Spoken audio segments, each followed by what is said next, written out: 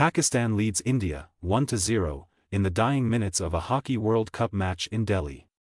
When India's captain, Kabir Khan, gets fouled, he chooses to attempt the penalty shot himself. However, his effort soars just above the goal, and India suffers a humiliating defeat. Soon after the game, an image of Khan accepting a handshake from Pakistan's captain circulates in the media.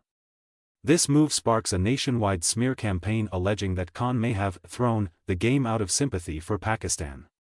The general public's religious hatred toward Khan drives him and his mother from their family home and into exile. Mr. Tripathi, the head of India's Hockey Association, meets with Khan's friend and hockey advocate Uttamaji to discuss the Indian women's hockey squad 7 years later.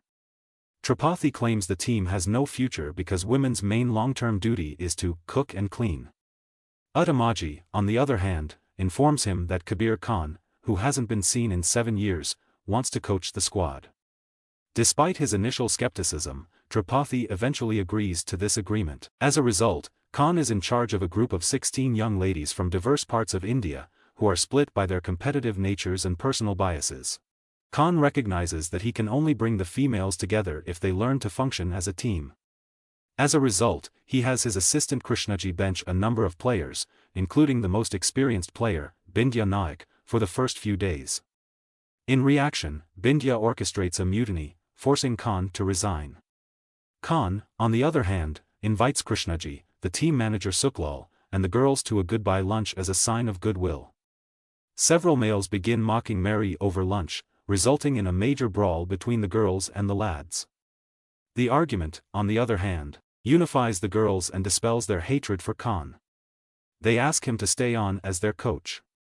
Khan, amazed by their team spirit, ultimately accepts and continues to coach them on numerous elements. Tripathi, however, challenges their newly found togetherness by abruptly deciding that the women's team will not travel to Australia for the World Championship.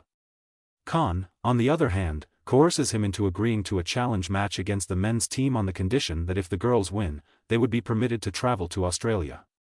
The ladies finally lose the match, but their valiant effort is lauded by the men's team, forcing Tripathi to reconsider and send them to Australia.